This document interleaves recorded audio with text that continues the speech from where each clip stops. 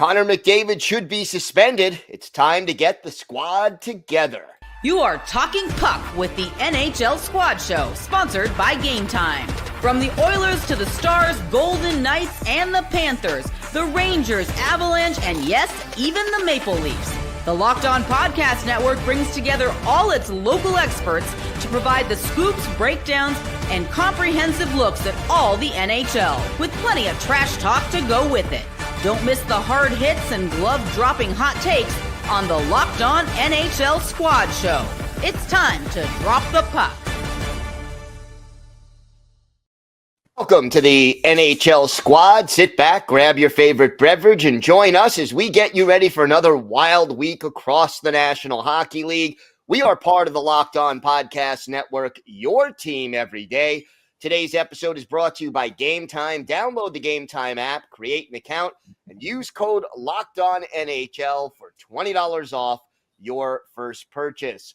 I'm Gil Martin of Locked On Islanders. I am joined today by Jay Forster of Locked On Blue Jackets, Josh Sperber of Locked On Lightning, and the Mondo Man, Armando Velez of Locked On Florida Panthers. And gentlemen, the big story right now, will the NHL actually suspend its biggest star, Connor McDavid? Jay, let's start with you. Does he deserve a suspension, A? And B, will they actually suspend him? I think he absolutely deserves a suspension. I will be floored if they actually do suspend him, is the thing. Like, stars get more leeway with this kind of thing. And it kind of goes hand in hand with, I see a lot of people saying that he was, 100% within his rights to do this because he gets mauled basically every game. And, it's the same thing we saw with Sidney Crosby back in the day of just slashing and whacking and hitting him because he's the best player on the team, and the idea that because I think a lot of hockey people never learned that two wrongs don't make a right is kind of what this all boils down to. So I think he absolutely should be suspended. He cross-checked a dude in the face. Was it was there precedent for it? Like, was he acting upon something that happened to him? He was, not self-defense, but, it was a reactionary cross-check. He didn't just decide to go out there and cross-check the dude in the face, but he still did very much cross-check a dude in the face. And sometimes you got to sit in timeout for that. But I will be shocked if the NHL actually suspends McDavid. Josh, what do you think? I mean, just looking at the play, he was kind of dragged to the ground at an important time of the game. Like, I'm not saying he didn't do anything violent because there was definitely some violent intention there. But after the hit, it kind of looked like the defender linked around him and kept him on the ground as McDavid was trying to get up in the dying seconds of a game where McDavid's team was down by 1 goal. So again, like you said, Jay, I mean, he definitely did something wrong. There's no debating that. But I don't think it deserves a suspension because it was kind of instigated by someone else. And I don't think that this late, I guess it was Myers, the defenseman, who was holding him. But I just don't see them handing out a suspension for that. I mean, if you really look at that play, he still did something bad, but he was kind of taken out of the game in a legal way. So I think it'll just be a hefty fine for both of them, and I'm okay with that. But even still, a hefty fine, I still don't think is enough to stop something like this. But it's not like McDavid has a history of doing this. It's not like it's not like he does this every single year. So I don't know. Did elbow a dude in the face 2 days previously, though. In fairness, he did very much elbow a dude in the face in the previous game. So, not that I'm not saying McDavid is a dirty player here. Yeah, but that's what I mean. He's had some dirty moments, but overall, he's not a dirty player. It's not like this is a regular occurrence for him. I just don't know if it's worth a suspension. Does it bother you, though, Josh, that, you said a hefty fine, the maximum fine is something like $5,000, which to Connor McDavid is like a trip to Burger King for everybody else. It's like a $20 fine for the average person. I mean, I would say that's not much of a deterrent to fine a guy making as much money as Connor McDavid, $5,000. Should the league, up the structure of fines. I know that's negotiated with the NHLPA, but it seems to me like these fines are nothing more than a very minor slap on the wrist, especially for star players. Yeah, and it's crazy because we even see something like that happen with like someone like Nazem Kadri in the playoffs when he was with the Maple Leafs just a few years ago, and even with this is something that Jeff Merrick also talks about, how the general managers want the suspensions and the criteria for suspensions to go down, and so that's why we have this system that we have now for the NHL. But let's not forget, in the postseason, when these two teams met, there was that cross check to the face that Carson Soucy had of McDavid when he was falling over. So you're thinking, if the roles were flipped, you want the same thing for this. So after not getting anything for the elbow a few days ago against Minnesota Wild, you want, maybe this could be something of a makeup from the NHL. Now, here's the other thing. Like, I'm torn. So, on the one hand, if you're going to enforce the rules should be the same, in my mind, for, Connor McDavid and, some fourth line guy on the other team who is making the league minimum, because you need a standard and you want to uphold that standard. But at the same time, the NHL is a business. They're in the business of entertainment. People pay money, especially if the Oilers are on the road. They're only making one trip to Tampa Bay or to Columbus or to Florida each year. And people buy those tickets as soon as the schedule comes out because they want to take their kids to see Connor McDavid, and they want to see Connor McDavid. So if you suspend Joe Blow, only, a few people care. You suspend Connor McDavid, people don't get to see the guy they want to go see. I understand that, but this could just be me not watching as much hockey as you guys do, but the last hit that I remember, should they suspend him, should they not suspend him, was, Armando, you'll remember this, that Nikita Kucherov hit on Tkachuk that happened, last month? Mm-hmm. Could be the same kind of reasoning that you mentioned, that Kuch was not suspended that next game. That, I thought, honestly, was a much dirtier hit than what McDavid did, because Kuch was just settling some old scores. We can go all the way back to, 02 or 22, where what Kuch was making up for, and a lot of people say. There's a lot of history there. Not as much, I think, maybe more recent, but not as much history, I think, with McDavid and the Canucks. And it did not seem at all that Kucherov was going to get suspended for that hit. And if he didn't get taken a game for that, I don't think McDavid should get suspended for this. Again, yes, he hit the guy, but I think Tyler Myers, if any of the two guys, should get hit with a heftier punishment, because after the hit, Myers retaliated by dragging him down during, an important time of the game, not letting him get up, just basically impeding his play. And then what else is McDavid going to do but try and push him off you? I also think, sorry to interrupt you, but I also think that because there was 2 seconds left on the clock before when it happened, you're not feeling the consequence with a game misconduct there. The game's up for the most part over. So I think the timing of it has a lot to do with why he could eventually be suspended. That's I think true. Also, sorry, go ahead, Josh. No. I'm just it happened that late in the game. Kucherov's hit happened in the first period, I think. So that that's a full game anyway, even if Kuch already scored before the hit. But no, I think in this case, the fact that it's the end of the game, that makes the suspension a bit more likely. Just, I don't know. It just was, to me, it seemed like tensions flaring, tempers rising a bit too high during a heated game situation. And, that kind of fire, I think, is good for the league. But obviously when it, turns this ugly, maybe not so much. I think something that has bothered me for a long time about this, and you talk about the Kucherov hit on Tkachuk. Tkachuk returned to the game, right? Yeah. Yep. The next period. If Tkachuk doesn't finish the game and he's done for the season, then I think Kucherov absolutely gets suspended, because this league and DOP specifically is so reactionary. They punish injury over intent. I feel like, and we're kind of seeing a similar thing with Gil, your guy. I'm going to butcher his name. I'm so sorry. Sipaklov. Sipaklov, yeah. Who it was called not a penalty on the night, or it was called a penalty, then it was reviewed to not be a penalty, and then he gets 3 games about it because, and I do think that if Ryan Poehling is not put on IR, I don't think he gets suspended. You know, I think if Connor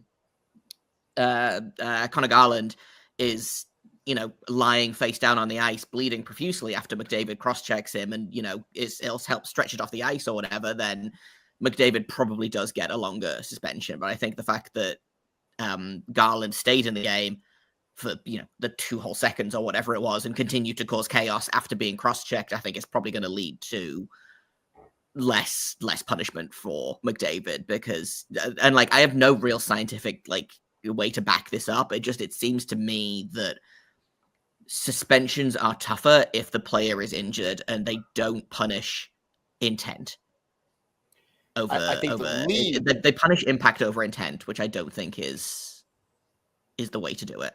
I agree with you, and I don't think the league has a consistent logic to the way they handle these things, unfortunately, and it leaves us with all of these debates because the left hand often in this league doesn't know what the right hand is doing. All right, we've got a lot more to discuss coming up. All 4 of our teams are in this wild card race in the Eastern Conference, so we're going to talk a little bit about that. Plus, the Vancouver Canucks, are they ever going to make a trade? We'll got all that and more coming up on today's NHL Squadcast.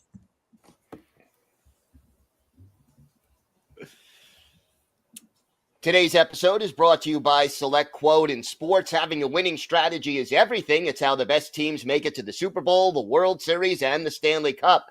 The same goes for life. Having a strategy like life insurance from Select Quote can protect your financial legacy and keep your family's future secure. Select Quote makes it easy to find the perfect life insurance policy. As one of America's leading insurance brokers with nearly 40 years of experience, they've helped over 2 million customers find $700 billion in coverage since 1985. What sets Select Quote apart is their personal touch. Unlike other brokers that offer one-size-fits-all policies, their licensed agents tailor coverage to fit your unique needs. If you're in good health, you might even qualify for same-day coverage of up to $5 million with no medical exam required, and it's more affordable than you think. You can get up to $1 million in coverage for as little as $20 a month. Get the right life insurance for you for less at selectquote.com/LockedOnNHL. Go to selectquote.com/LockedOnNHL today to get started. Select Quote, they shop, you save.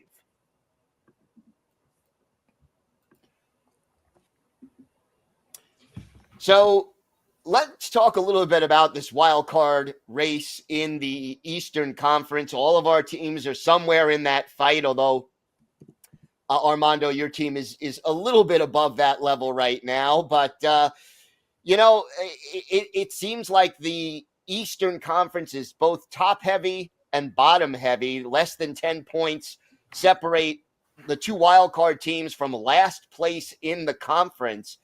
How do you guys think this will affect the trade deadline, and how do you think this reflects on the league? I don't think we're going to see. I don't think we're going to see as many early trades in like early February for the league, especially with 4 nations. I think that some teams that are selling that might have some players in the 4 nations might want to maybe showcase them more to maybe up their stock. If anything falls out for them. I mean, it's crazy because the 2 of the greatest stories in the NHL right now are teams like the Columbus Blue Jackets and the Montreal Canadiens, of what's going on there. And then what's going to happen with the likes of like Jake Evans in Montreal. Do they stick with their plan, kind of like what the Philadelphia Flyers did last year, even though they were fighting for a wild card spot? The Capitals sold at the deadline last year and still found a way to make it to the top 3 in the Metropolitan Division.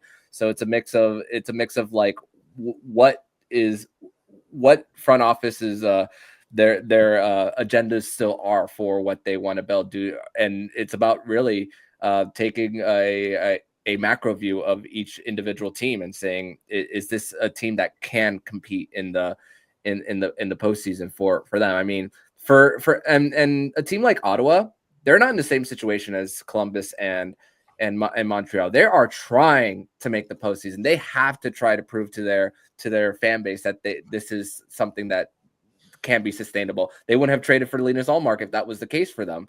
So that's a little bit of like my thoughts on the trade deadline as far as the wild card race into Eastern Conference, at least from my perspective.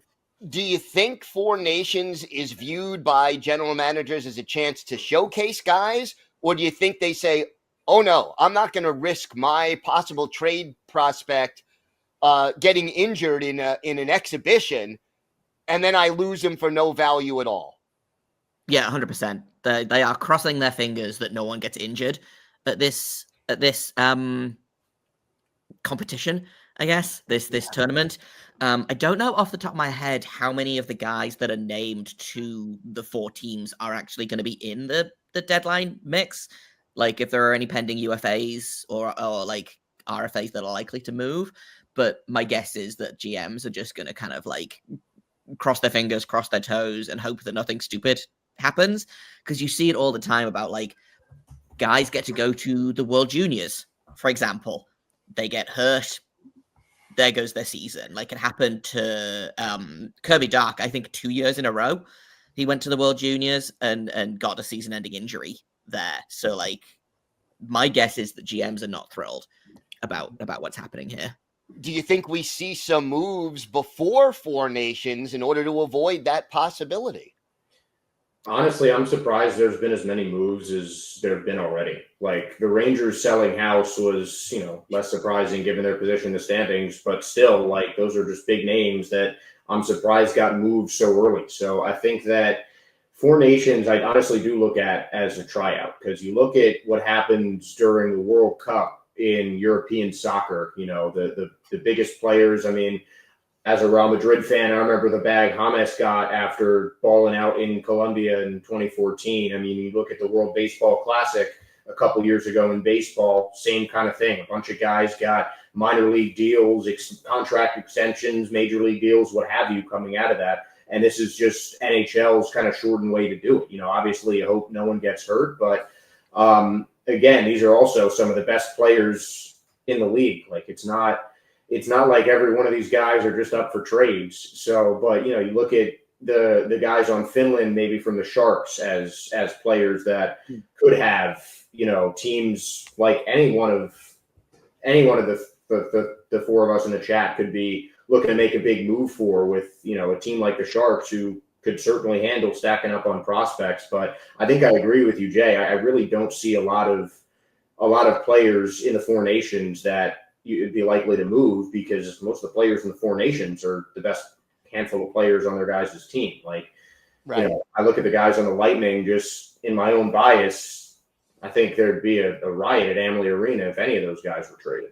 So, I think that's the case for a lot of players there. One example I can cite from experience, Brock Nelson is on Team USA. He's an unrestricted free agent. The Islanders, he's already announced, or his agent has announced, he intends to explore the free agent market this summer.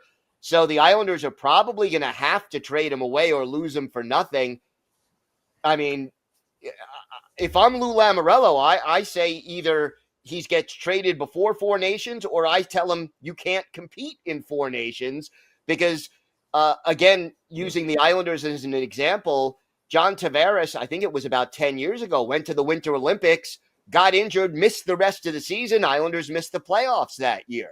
If something like that happened, now I'm assuming Four Nations is not going to be the most physical tournament that we've seen, but even just changing direction on your skates can cause an injury. So, do you want to risk that? Not if I'm a team that's fighting for the playoffs. And like, to go back to that a little bit, like the Blue Jackets are in a really different situation, I think, to, for example, the Islanders, to Ottawa. No one expected this. They are playing with the most house money of any team in the league, I think. So it is very much a case of like at the beginning of the season, I kind of looked at the guys and had penciled in. I was like, right, okay, well, Provorov's gone. Sean Corrali is gone. Like, there's a world where they trade Boone Jenner at the deadline for, a haul because he's exactly the kind of player that teams would love to pick up for a playoff run. So I penciled all of these guys in as like being on the move. And now they're in a playoff spot, or I think they're a point out of the playoff spot as of the time of recording this. The Bruins just won and knocked the Blue Jackets out of the second wildcard spot. But like, this team wasn't supposed to be good this year. Do they buy at the deadline? Do they send picks and prospects away for a team that was never supposed to make the playoffs? Or do they hold firm with their plan? Do they sell at the deadline? Or do they risk getting nothing for, especially a guy like Ivan Provorov, who, for my money, is, I think, the biggest ticket agent for teams to pick up at the deadline. Yeah, it's going to be interesting to see how this all plays out. And, it's going to keep a lot of people engaged for the next couple of months until the trade deadline. We've got more to get to here on this NHL Squadcast. The Vancouver Canucks, there have been so many trade rumors. Are they ever going to pull the trigger, or will they self-destruct first? We'll talk about that and more coming up on this NHL Squadcast.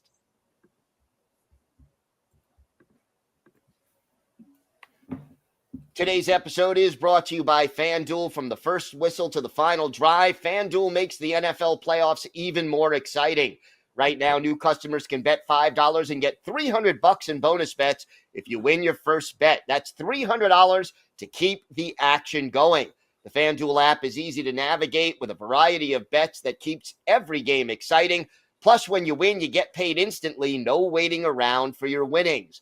Whether you're betting on your favorite team or just looking to add some extra excitement to the playoffs, FanDuel has you covered. And hockey fans, you can find some exciting betting opportunities on FanDuel for hockey and for your favorite team, so check out the latest odds. Just visit FanDuel.com to join today and get started with $300 in bonus bets. That's FanDuel.com. FanDuel.com. Make this playoff season unforgettable with FanDuel, an official sportsbook partner of the NFL.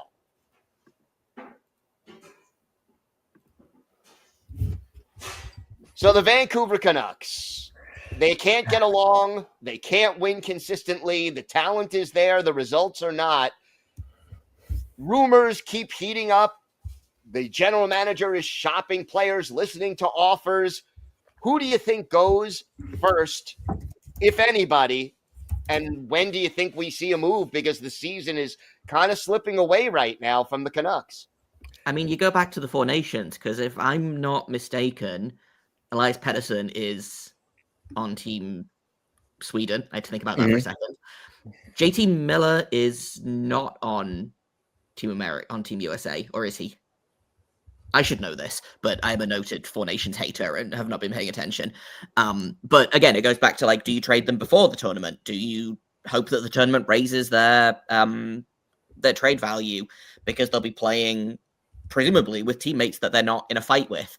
And it goes back to kind of what you guys talked about last week, Gil and Josh, about like, we need to put these guys just in like a get along shirt, and tell them to get over it. You are adults. I work with plenty of people I don't like, and I am still civil with them, Yeah, we're all in this squad show right now. That's living proof. No, I'm just kidding. I would never. Speak but, for yourself. like my point stands of just grow up. Like, I do, as an outsider, think it is hilarious. And I'm also fascinated about what happened. Like, this is one of those things that I guess we'll never know the truth of, in the same way that, like, I don't think we'll ever know what happened with Corey Perry in Chicago. We're never going to find out what's gone on with this rift, and it is going to be one of those things that, like, is going to haunt me a little bit, because I am dying to know what is going on in that room. I do think that Miller goes. I think Pettersson stays. I think it'd be crazy to do anything else. And I know that Pettersson has spoken out and said, I want to stay in Vancouver. And quite frankly, I think that Pettersson is the better player. Mm-hmm. The only problem with Petterson being the better player there is he's also the better trade chip. I mean, he's 5 years younger than JT Miller. And I mean, I don't know the full contract details of either of them, but regardless, even if they have the same contract, which I'm assuming they don't. No, Petterson is making a fair amount more. I don't have exact numbers. I'm pulling it up right now. His clauses don't kick in until next year. So if you're going to trade Petterson, this is the time to do it before July 1. Yeah. Right. So Petterson is making 11.6 million until 2032. Mm-hmm. JT Miller is making 8 million until 2030, but his no move clause has already kicked in. So you're gonna have to retain on both of these salaries. Oh yeah.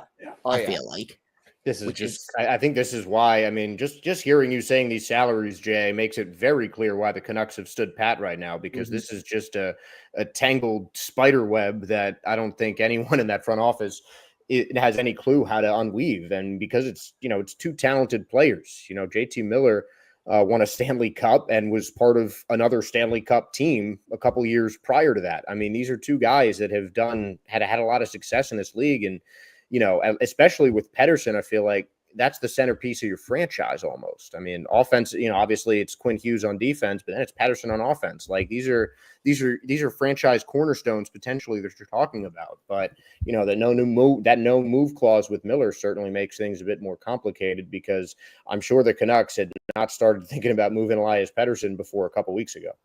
Yeah, I think of different situations that JT Miller has been in. I mean, when the Rangers were kind of reeling when he was there. I mean, that he was a trade piece that was used. And I mean, for Miller, like you guys said, he is the older of the guys, and he has control here. And every phone call that from what they're reporting is saying that Braden Schneider is not on the table for a trade for the Rangers. One of them that they would send the other way if it were the New York Rangers would be a guy like Filipino, but other teams that are in it are the Wild, Stars, and the Hurricanes. As someone whose team is in the Eastern Conference, and I would be scared to see JT Miller on the Carolina Hurricanes in a Rod Brind'Amour system. Yeah, as a guy who's tough-nosed already, and that goes all the way down to his players, especially if you have a healthy Andrei Svechnikov, Sebastian Aho there, and with all the season that Marty Necas is already having there for Carolina, that would be one scary trade for if JT Miller were to end up on the Carolina Hurricanes there. So that is at least my opinions on that one.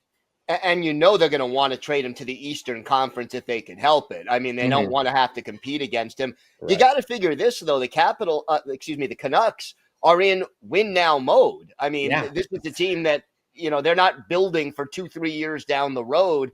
So, what benefits them most right now? What are they looking to get back, do you think? I mean, you'd want for my money, anyway, you'd want a roster player back. Yeah. You'd want to do the traders 1-for-1. And somebody who can fill the role of JT Miller or come close to filling the role of JT Miller? Because the problem with trading JT Miller is that you no longer have JT Miller. Right. It's addition by subtraction almost. Yeah. And if you get I had this kind of not the same situation, obviously, but with the David Jiricek trade, a lot of people were like, well, we'll give you this B prospect and this C prospect and then a second and a third and a fourth. That's more than enough for, a blue chip defensive prospect. And no, that's just you add all of those pieces up and sure, they might add up to make the value of one player. But if they trade JT Miller for I don't know. So I can't think of a trade off the top of my head, but if you trade JT Miller for a bottom 6 player and an AHL prospect and a second round pick, that might add up to JT Miller value, but you're not going to get JT Miller value out of any of those pieces, And it's not going to help the Canucks win now. Exactly. And here's the thing. One of the Canucks' biggest issues is depth on the blue line, which Quinn Hughes is almost playing 30 minutes a game, along with their injuries in goal. You would want a defenseman back in the trade as well to at least help. Here's a fun, insane thought that won't happen. JT Miller for Erik Karlsson 1-for-1. Ooh, the money would be close. The money would be pretty close. Karlsson's deal is up, I think, this summer or next summer. So But I think that would be, it's not likely to happen. I think it's a really stupid trade idea, but I do think it would be, as someone who has to, pay attention to the Penguins, I think it'd be really funny. So the other one I've seen is Simon Nemec and Dawson Mercer for JT Miller for the Devils, which I think the Devils would be insane to do, but does get a little bit closer to like actual value if you're not going to do like a 1-for-1 roster player, Yeah, and with Simon Nemec, I mean, the story about that, his quote the other day is a little bit lost in translation about what he actually said versus what it was interpreted there. And with how Kovacevic has developed in New Jersey and being a big part of that blue line for it, there might be questions on him going the other way for the New Jersey Devils. So that's, if I'm New Jersey, I'm laughing down the phone and hanging up if they ask for a guy like Simon Nemec. Like, Probably. Unless you're giving something like huge in return. That just again, that's not a trade that you win. That's a trade that Vancouver wins quite handily. I know that Nemec has kind of struggled a little bit this season, but that's still an extremely good young defenseman under team control for at least another 2 seasons, I believe, and is far and away the best player on that AHL team right now. So the real answer here is that no one's going to win the Miller trade. It's going to be hard for Vancouver to win it. I would think it'd be tough for Vancouver to win it only because they are forced to make a deal. Right. So, and the GMs can just basically be like, so I'll give you whatever I want. You can decide whether you want that or not. You can decide whether it's good enough. It's the Patrick Laine trade. Yep. Basically. All right, guys, I want to thank all of you for joining us today. Armando, Jay, Josh, thank you so much. We will be back next week with another Squad Show episode. It's all part of the Locked On Podcast Network, your team every day. I'm Gil Martin. Have a great week, everybody, and thanks for listening and watching the NHL Squadcast.